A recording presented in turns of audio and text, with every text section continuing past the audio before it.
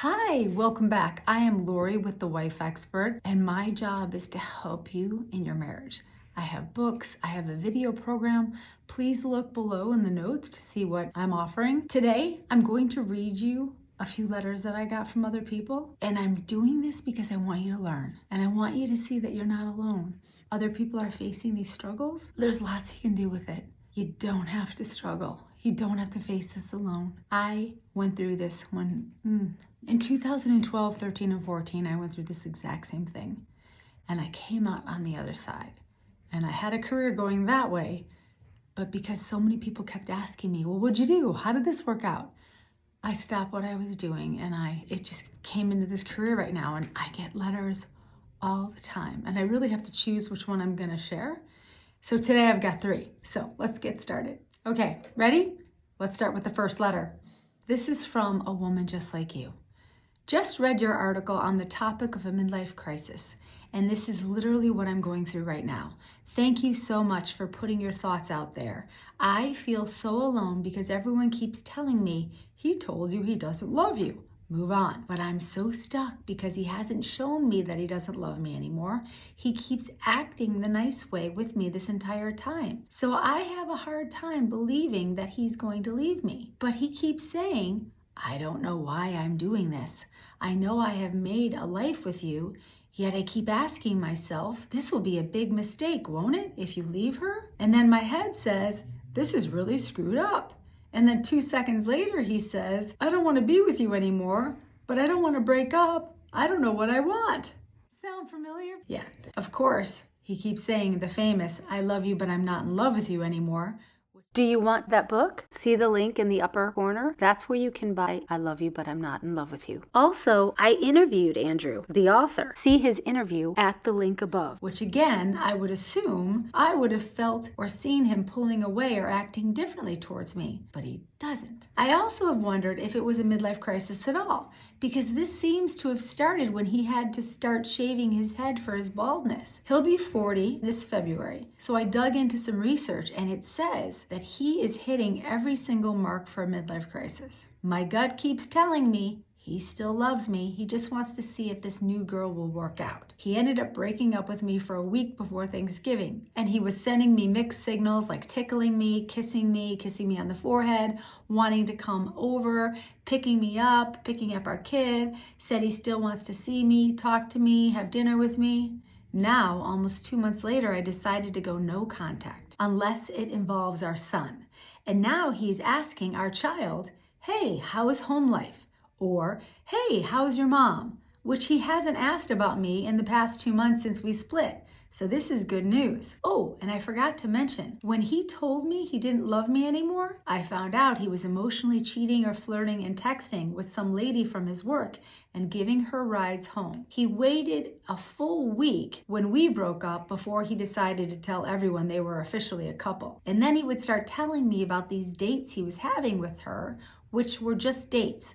Like they would go eat and then he would take her home, which I think is hilarious because he started stating, we don't live interesting lives, which was exactly what he did when he lived with me. He was a major homebody. Now, almost 2 months later, the dates he was having seem less and less, and he pretty much tells me now that he barely sees her. And then they only see each other when they work together. Everyone is so shocked by his behavior as he's very much a guy who doesn't like to change. Nothing surprises me. Nothing. This is actually quite tame and calm. Anyway, I wanted to thank you because you're the only one on the planet who makes me feel less crazy. Literally, everyone is telling me, he told you he doesn't love you. What are you doing? I keep saying, but he does love me. I know he does. Don't tell people that. If someone is saying he doesn't love you anymore, don't defend yourself and say, oh, but he does. I know he does. You're going to look like a fool. Come on my videos and I'll teach you what to say. We don't say that. All right, let me keep going. I know he loves me. He just wants to see if the grass was greener.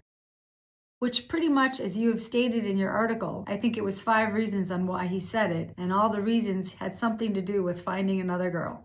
Yeah. You can't control what others do, but you can control your reaction. Okay, this is from another woman. Hey, Laurie, I was listening to this homily from Father Mike today. I guess that's someone from her church. And it just hit me on how much it resonates with many of our journeys and where our marriages are right now during this midlife crisis process. There are so many good nuggets that he said. I wanted to share them with you. The first one is, the process prepares you. Yeah. The question is, prepares you for what? What do you think that is? Tell me down in the notes. Number 2, you aren't just waiting. You are entering into a process preparing you, and that is why you have to be patient. Ooh, what is that though? What do you think that is? The process, what do you think it is? And what's it preparing you for? Curious of what you say. Number 3, the moment you make a choice, remember God will always be there.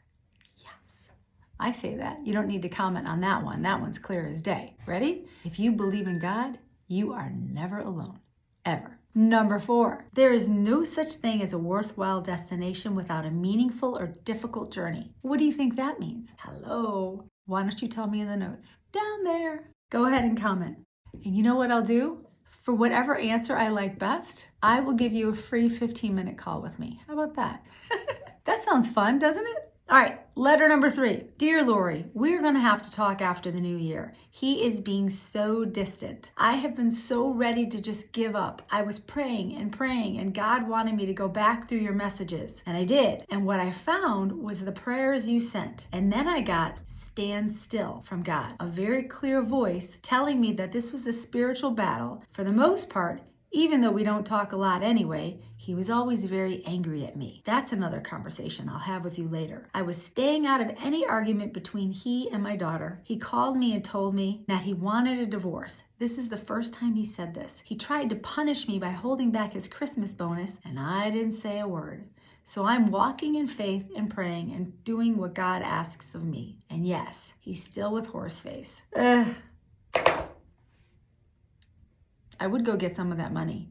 If he's bringing in a bonus, you better get some. I don't like to hear money going someplace and you're not getting a part of it. If you need my help with that, call me and I'll share the details of that. I don't want this. That's what my videos are. They're all private and I speak directly about specific things like money because that's a big deal. And if he's getting a bonus check, I got some strong feelings about that. So today had a lot of verbiage about God. I truly believe when you have God in your heart, you're never alone, and you're always going to feel comfortable and safe. If you have fear, you don't have God. If you have God, you don't have fear.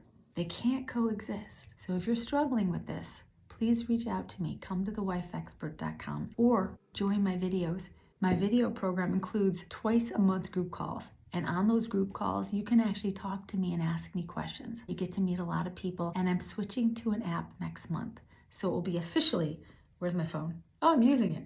It will be officially on your phone. I can't wait. It's going to be super exciting. So if you need me, you know how to find me. And until then, stay kind because you can control that.